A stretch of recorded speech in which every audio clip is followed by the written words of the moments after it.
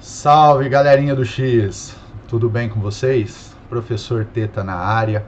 E hoje nós estamos aqui por uma aula um pouquinho diferente, né? Mas uma aula que eu espero que vocês aproveitem ao máximo.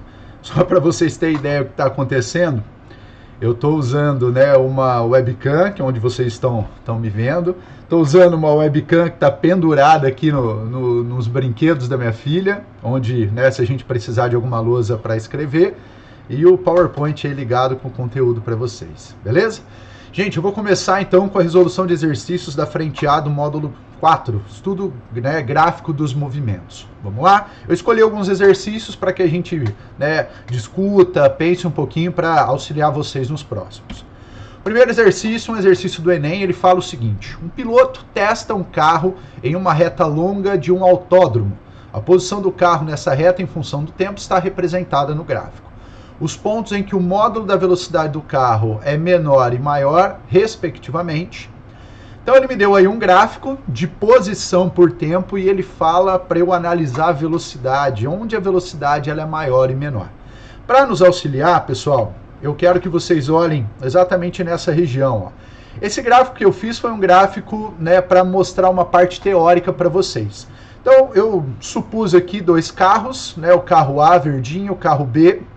E esses carros, eles estão partindo da posição 0 e vão atingir a posição 20. Só que o carro A vai fazer isso em 5 segundos, o carro B vai fazer isso em 10 segundos. Tudo bem? E eu quis calcular a velocidade desses caras. Eu usei ali, né, a velocidade, formulinha ΔS sobre ΔT. Então o carro A, pessoal, ele vai percorrer 20 metros em 5 segundos, o que vai dar a ele uma velocidade de 4 metros por segundo. O carro B vai percorrer os mesmos 20 metros, só que em 10 segundos, o que vai dar a ele uma velocidade de 2 metros por segundo. Matheus, por que você está fazendo isso? Porque existia uma maneira muito mais prática de eu falar qual desses carros tinha uma velocidade maior. É exatamente a inclinação dessas retas. Repare, pessoal, que a nossa reta verde ela é mais inclinada que a reta alaranjada. Isso é uma técnica que a gente utiliza no gráfico de posição por tempo para falar da velocidade. Então, mesmo não tendo um gráfico de velocidade, eu posso, com a inclinação dessas retas, dizer onde a velocidade é maior. Retas mais inclinadas me promovem maiores velocidades. Retas menos inclinadas, menos velocidade. E eu vou usar essa ideia da inclinação da reta para responder o exercício. Reparem aqui à direita, gente, que eu fiz as retas, essas retinhas, um pedacinho dela, né, passando pelos pontos K, L, M e N, tudo bem? E eu percebo que essa reta ela está mais inclinada no ponto L e ela está menos inclinada no ponto M. Então, isso é uma garantia que lá no ponto L, nesse momento, nesse instante, a velocidade é maior, é a maior possível, né? Repare que em relação aos outros pontos, a inclinação da reta no ponto L é a maior possível. Já no ponto M, pessoal, é a menor inclinação possível, onde eu tenho a menor velocidade possível. Então eu escrevi isso assim, ó, no gráfico de posição por tempo, a inclinação da reta tangente no ponto indica o módulo da velocidade do corpo. Quanto mais inclinada estiver a reta, maior será o módulo da velocidade, e quanto menos inclinada estiver a reta, menor será o módulo da velocidade. Portanto, o ponto de menor velocidade é o ponto M, o ponto de maior velocidade é o ponto L. Tudo bem? Alternativa C para esse primeiro exercício. Bora lá, pessoal. Segundo exercício. Considere um objeto que se desloque em movimento retilíneo uniforme durante 10 segundos. O desenho abaixo representa o gráfico do espaço em função do tempo. Ele quer que você determine o espaço desse objeto no instante T10 segundos. Ele quer que você dê essa resposta em metros. Então vamos lá.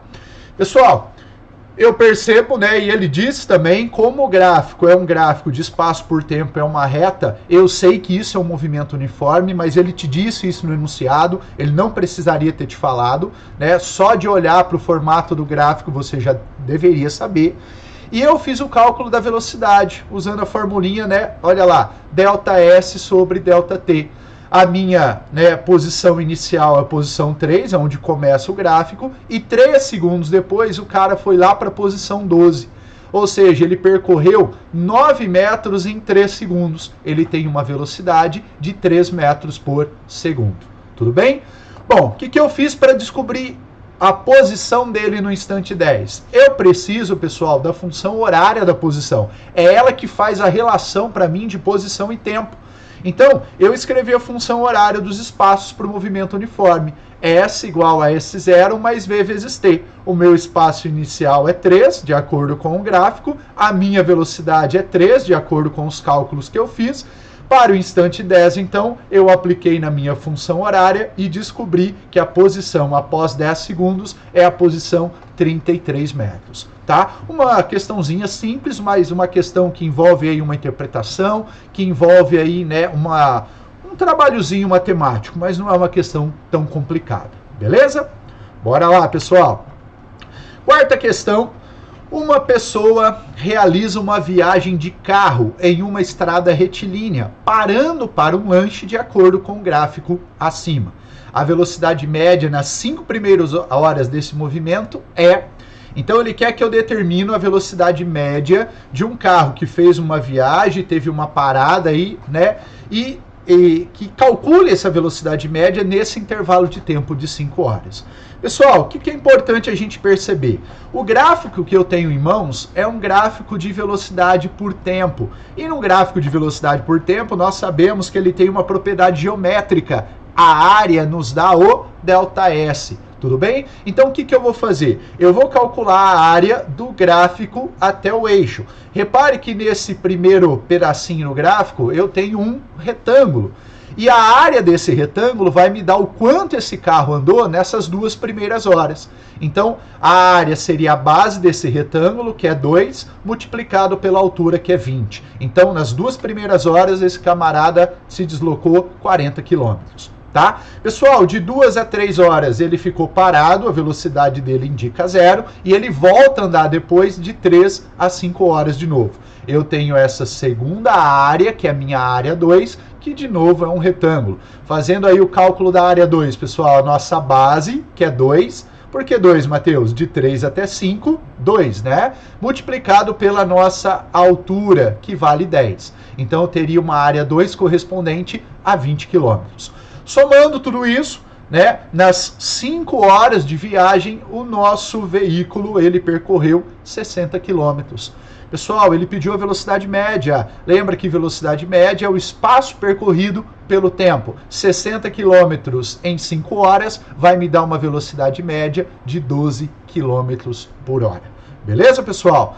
Olha, pause o vídeo se você não entendeu, né? Dê uma olhada no passo a passo, né? Para que você não passe para frente sem o entendimento absoluto do que está acontecendo, ok? Bom, vou fazer agora a resolução de alguns exercícios da frente A do módulo 5, que é a parte de vetores. Naquela minha videoaula aí no X, eu já resolvi alguns, hoje eu vou resolver outros com vocês. Legal? Bora lá, gente!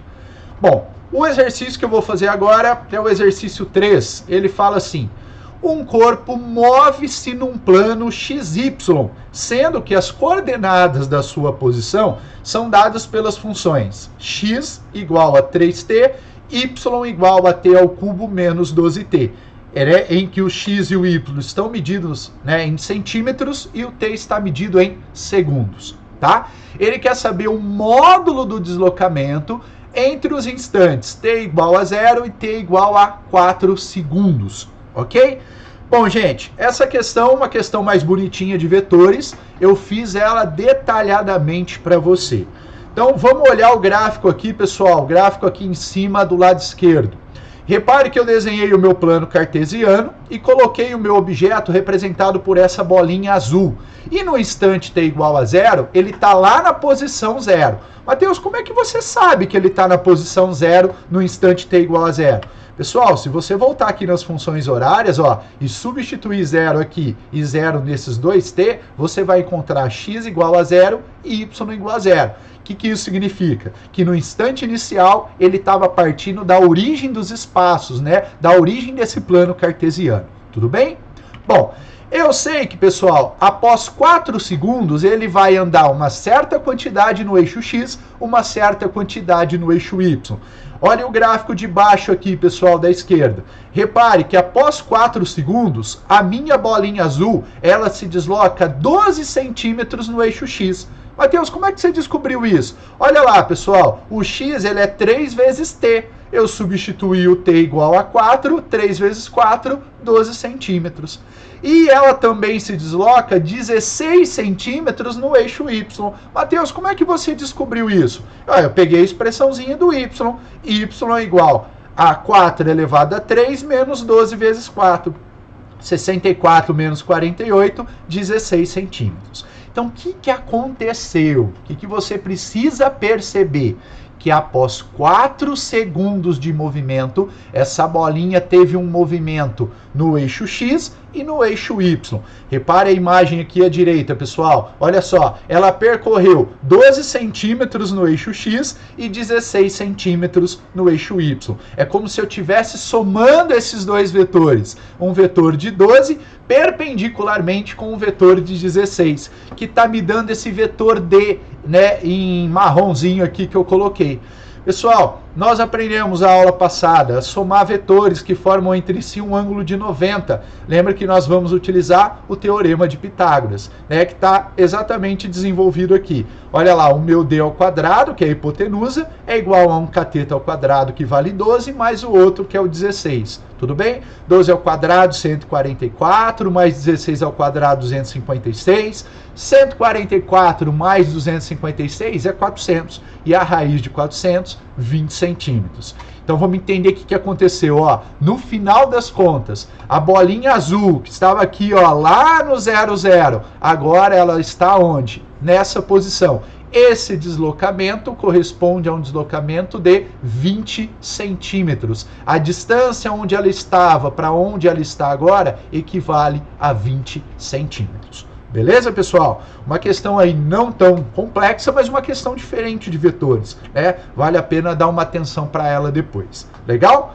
Bom, mais uma questãozinha aí, uma questão número 4, né? Ele fala aí, dados os vetores A, B, C, D e E a seguir representados, obtém o módulo do vetor soma, do vetor resultante, onde esse vetor resultante é o vetor A, mais o B, mais o C, mais o D, mais o E. Tudo bem? Olha só como que eu resolvi essa questão.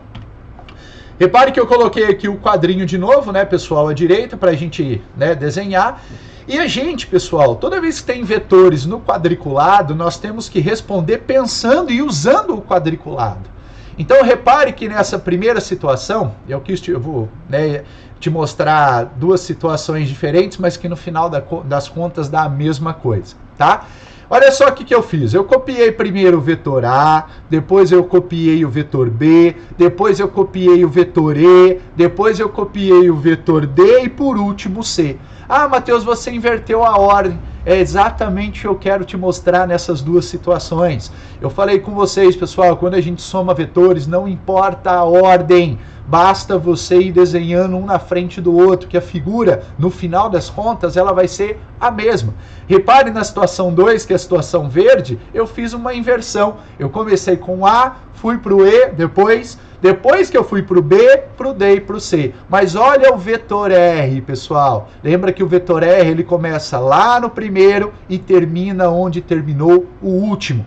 Esses dois vetores R, na situação 1 e 2, eles são idênticos. E eu te mostrei isso na imagem e te mostrei a matemática do lado, tá? Matheus, como é que eu vou determinar o tamanho do vetor R? Sempre que você tiver, pessoal, vetores no quadriculado, você vai usar os quadradinhos, tá? Mas quando a gente tem um vetor inclinado no quadriculado, a gente não pode contar quadradinho. Não faz sentido contar quadradinho, né, inclinados. Então, o que a gente vai fazer? Eu vou utilizar os meus quadradinhos para contar né, a quantidade de quadradinhos no eixo horizontal e vertical e construir uma figura que vocês estão percebendo já, ó. Olha o que eu estou fazendo aqui, pessoal. É uma figura que representa um triângulo retângulo. O número de quadradinhos são os catetos e eu vou descobrir o vetor R, que é a minha hipotenusa. Tudo bem? Então eu tenho 4 quadradinhos na vertical, 6 quadradinhos na horizontal. Aplicando o teorema de Pitágoras, eu chego que o módulo do vetor R é raiz de 52. Eu fiz a conta da primeira situação e fiz a conta da segunda só para te mostrar que, independente da imagem, independente de como eu organizo esses vetores, não importa a ordem, o meu resultado é sempre o mesmo. Legal? Pessoal, a gente chegaria então na alternativa E, certo? Bom, pessoal, esses são alguns exercícios que eu queria aí resolver com vocês, né? Eu não havia resolvido muitos exercícios, né, das nossas aulas 4 e 5, dos módulos 4 e 5, porque nós entramos aí na fase de quarentena, mas eu hoje estou vindo aqui para resolver alguns exemplos com vocês, para que vocês possam, né, dar continuidade no estudo de vocês e resolver outros exercícios. Beleza? Pessoal, eu queria agradecer a presença aí de vocês, desejar uma boa sorte nessa fase difícil que a gente está passando aí, né? Desejar saúde a todos vocês e seus familiares e a gente se encontra numa próxima aula. Beleza? Um grande abraço do Teta e até mais.